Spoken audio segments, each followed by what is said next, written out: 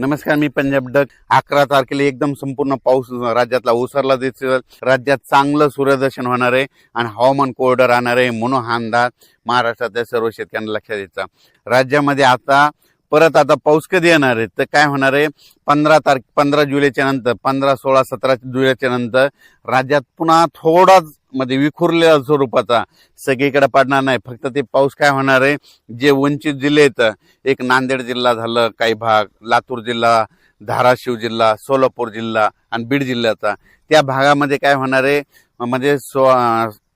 15, 16, 17 जुलैच्या दरम्यान तुरळक ठिकाणी भाग बदलत त्या 2-3 जिल्ह्यामध्ये एक पावसाची हजेरी असणार आहे म्हणून हा अंदाज लक्षायचा.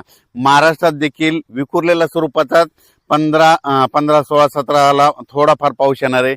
सगळीकडे पडणार नाही, फक्त स्थानिक वातावरण तयार होऊन ते पाऊस पडेल म्हणून हे अंदाज शेतकऱ्यांना लक्षायचा. त्याच्यानंतर राज्यात आणखीन परत चांगला असा जसा आता मागे अतिवृष्टी धगपुटी झाली तसा पावसाला आणखीन आता जुलैचा शेवटच्या आठवड्यापर्यंत आता वाट बघावी लागणार आहे म्हणून हे अंदाज लक्षायचा.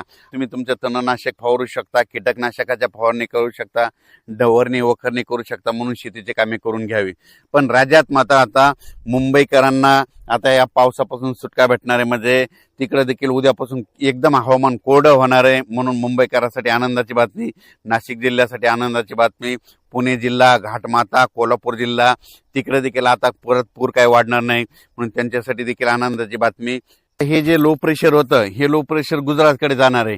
गुजरातमधून काय होणार आहे, इंदोर मध्य प्रदेशकडे जाणार आहे. मध्य प्रदेशकडून काय होणार आहे, उत्तर प्रदेशकडे जाणार आहे. उत्तर प्रदेशकडून इकडं नेपाळ ह्या तिकडं जाईल आणि तिकडं स्थिरावं, पण त्याला स्थिरावायला आणखीन 4 दिवस लागतात.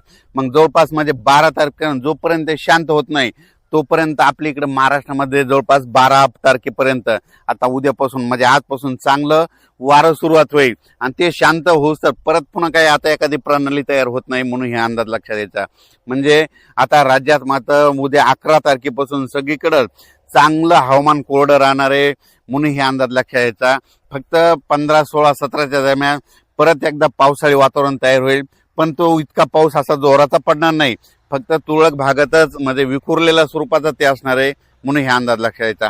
चांगल्या पावसासाठी जुलैच्या शेवटच्या आठवड्यापर्यंत वाट पाहावी लागणार आहे म्हणून हे अंदाज देखील सर्व शेतकऱ्यांनी लक्षात घ्यावा. सोशल मीडियातून काय व्हायला थोडे अफवा पसरत आहेत की परत आता पाऊस येणार नाही.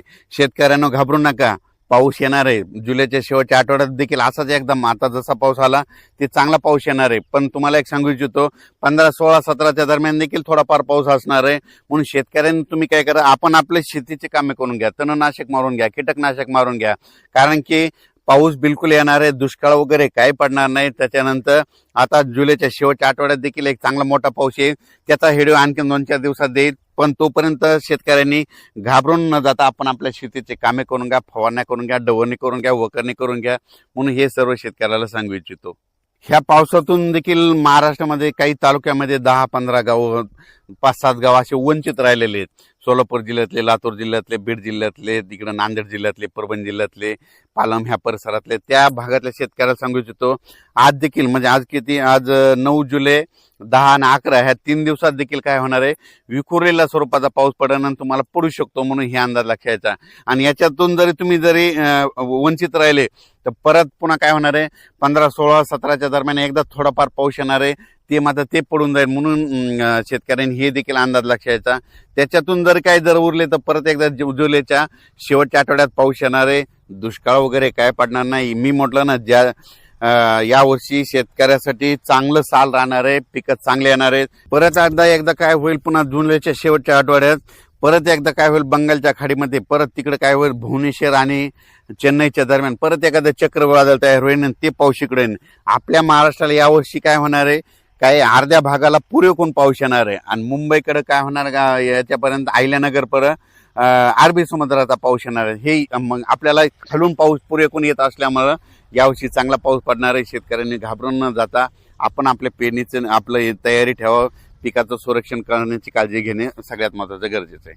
करायला विनंती, आपण आपलं कामं करत राहायचं. पावसाचं कामं करत राहतं म्हणून आपण आपल्या शेतीचे कामे करत राहावे. धन्यवाद.